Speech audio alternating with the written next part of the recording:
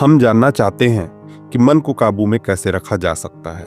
आज के व्यावसायिक जीवन में, जहां हर व्यक्ति समाज में विभिन्न भूमिकाओं और जिम्मेदारियों को निभा रहा है, क्या कोई ऐसी सरल विधि है जिससे हम अपने मन को नियंत्रित कर सकें? ऐसी विधि जिससे हम अपने जीवन में शांति पा सकें और भगवान द्वारा दिखाए गए मार्ग पर आसानी से चल सकें। सबसे पहले यह समझिए कि मन को काबू में करना किसके लिए जरूरी है, और यह जानने की कोशिश कीजिए कि जो मन को नियंत्रित करना चाहता है वह कौन है। आप कहेंगे, यह मैं हूं जो मन को काबू में रखना चाहता हूं। अब इस मैं को गौर से देखिए। जिसे आप काबू में रखना चाहते हैं वह वास्तव में आपकी छाया मात्र है। यह मन तो वैसा ही है जैसा आप हैं। आप जैसे होंगे आपका मन भी वैसा ही होगा। ऐसे में इसे काबू में कैसे करेंगे? लेकिन फिर भी हम यह सवाल बार बार करते हैं और बाजार में इसके लिए हजारों समाधान भी मिलते हैं। ऐसे काबू करें, वैसे काबू करें, और इन समाधानों के लाखों खरीदार भी हैं। यह ठीक वैसा ही है जैसे कोई आईने में अपनी छवि को बदलने की कोशिश करे। सच्चाई यह है कि अगर आप अपनी छवि बदलना चाहते हैं तो अपनी असलियत को बदलें। मन की स्थिति आपके अपने आंतरिक वातावरण का प्रतिबिंब है। जैसे अगर आप रसोई में खड़े हैं तो वहां से भोजन की खुशबू आएगी। उसी तरह अगर आप अपने भीतर नकारात्मकता या उलझन से भरे हैं तो मन भी वैसा ही महसूस करेगा। अब सोचिए, अगर कोई कीचड़ में खड़ा होकर यह सवाल करे कि बदबू को कैसे हटाया जाए, तो आप क्या कहेंगे? यही कि पहले उस कीचड़ से बाहर निकलो।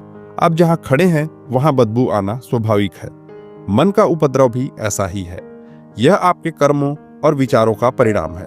अगर आप अपने आप को बदल लें तो मन स्वतः बदल जाएगा।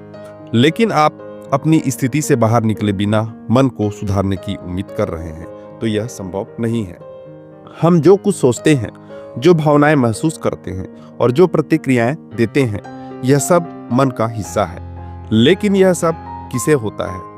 इसे जानने के लिए मैं कौन हूं, इस प्रश्न का उत्तर खोजिए।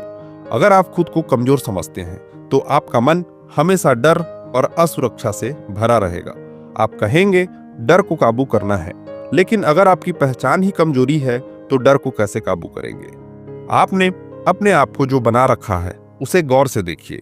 जो आप अपने बारे में सोचते हैं वही मन की गतिविधियों को निर्धारित करता है।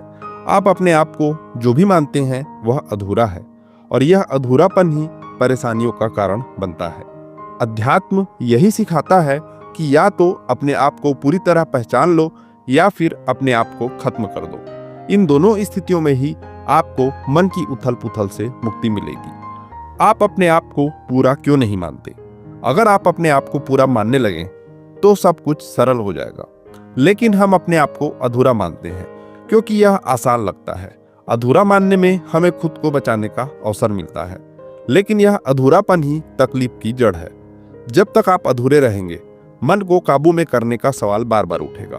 आपके मन की स्थिति इस बात पर निर्भर करती है कि आप अपने बारे में क्या सोचते हैं। जब आप कहते हैं मैं यह हूं, मैं वह हूं, तो आपका मन आपकी उसी परिभाषा के अनुसार ढलता है।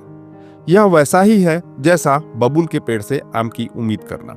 अगर आप अपनी असलियत को नहीं बदलेंगे तो मन की स्थिति भी नहीं बदलेगी। इसलिए अपने भीतर झांकिए और महसूस कीजिए कि आप भीतर से पूर्ण हैं। आपकी सभी जरूरतें बाहरी हैं, चाहे ये जरूरतें पूरी हों या ना हो, यह आपके भीतर की पूर्णता को प्रभावित नहीं कर सकती। जब आप पूर्णता के साथ जीना शुरू करेंगे तो मन की समस्याएं स्वाभाविक रूप से सीमित हो जाएंगी। मन की गतिविधियां बाहर की दुनिया तक ही सीमित रहेंगी और आपके भीतर का संतुलन नहीं बिगड़ेगा।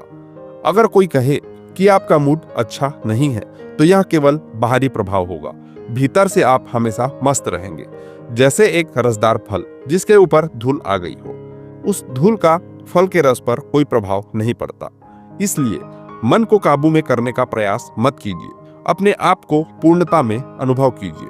तब आप पाएंगे कि मन स्वाभाविक रूप से संतुलित और शांत हो जाएगा।